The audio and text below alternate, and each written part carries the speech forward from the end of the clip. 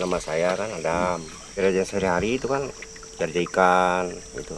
Kadang-kadang itu kan bisa dapat 5 kilo, 10 kilo. Satu hari itu kan bisa dapat 50.000.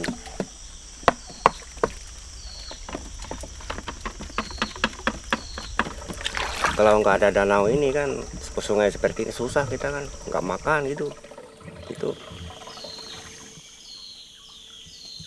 Peatlands matter a lot because, for one, many people's livelihood depend on these lands, and we need to make sure that they have a decent opportunity to make a living and not be too restricted in what they want to do in their smallholder businesses.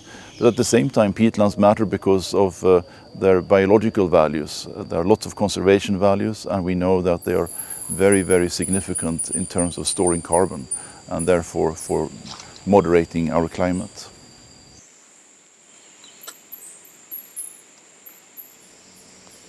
Saya nama Muhammad Irwanto, hari-hari dipanggil Ayus.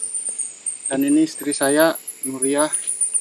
Saya mempunyai 3 orang anak. Saya bertempat tinggal di Desa Kampung Melayu. Dan dulunya di sini ditanam padi. Melakukan penanaman padi di sini sangat subur dulunya. Karena tiap tahun musim kemarau kami melakukan penebasan dan dibakar. Dan abu-abu itu menjadi pupuk lah bagi padi. Dan hasilnya itu mampu untuk makan kami dalam untuk 1 tahun. Ada juga sebagian lebihan dijual. Tapi setelah beberapa tahun kemudian tumbuh ilalang.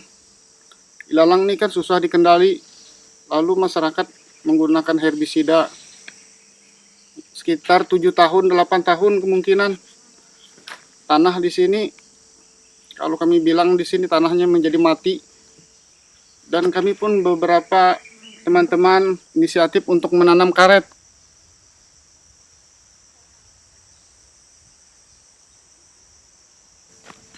Kalau hasil dari kebun karet, untuk hari-harinya kurang lebih 20 kilo lah.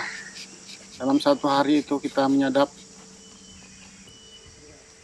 Untuk mengatasi di kebakaran di lahan karet ini, sistem kami sebelum kemarau datang itu mungkin sekitar bulan-bulan 2, itu kan musim air. Lahan itu sudah kami bersihkan. Sekeliling batas sama tetangga sebelah-sebelah kan, saya bersihin. Parit-paritnya, kanal-kanalnya itu saya bersihin.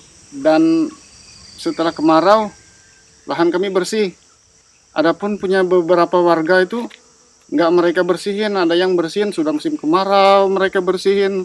Karena di sini kebakaran tiap tahun, maka kebanyakan kebun mereka itu kebakaran terus.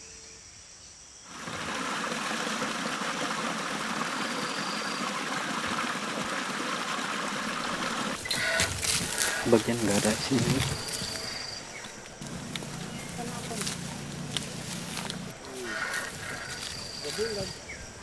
Saya ini Pak Alin gitulah. Jadi istri saya itu Aminah kan. Jadi saya ini kan lama sudah ladang sini berapa tahun, sudah 5 tahun lebih. Saya ladang sini, baru ini gagal panen gitulah. Karena sebab apa? Nggak bisa bakar kan.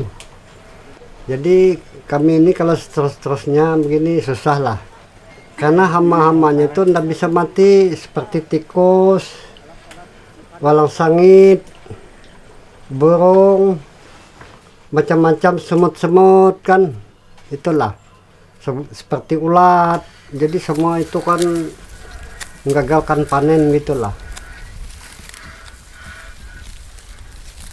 Melakukan maka kita enggak apa-apa juga, cuma dibantu masyarakat ini, dibantu seperti apa yang diinginkan masyarakat gitulah. Kami tidak apa-apa biarpun 1 titik enggak pakai api, cuma kita minta bantu apa alat obat-obatan sebagainya seperti traktor gitulah untuk menyetelkan air ini, ada setelannya. Nah itu kan mungkin tidak gagal panen.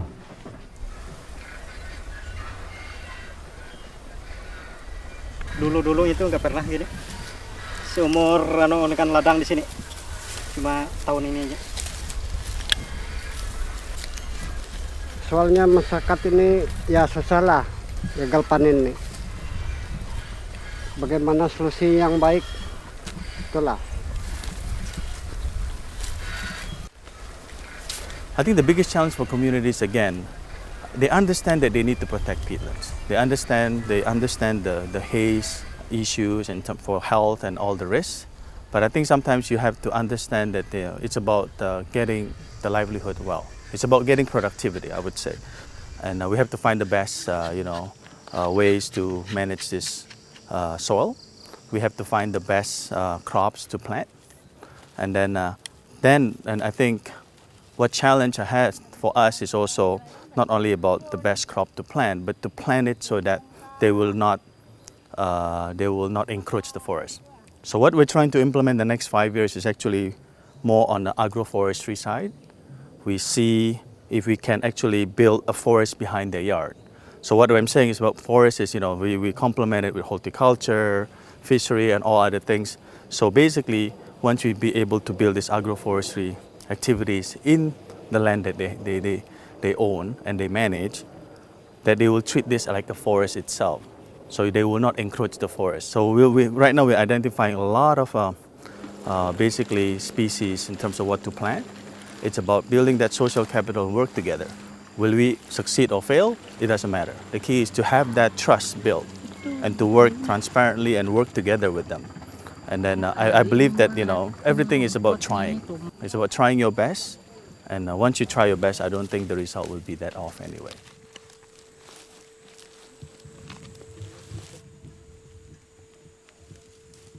Nama saya Yaimin.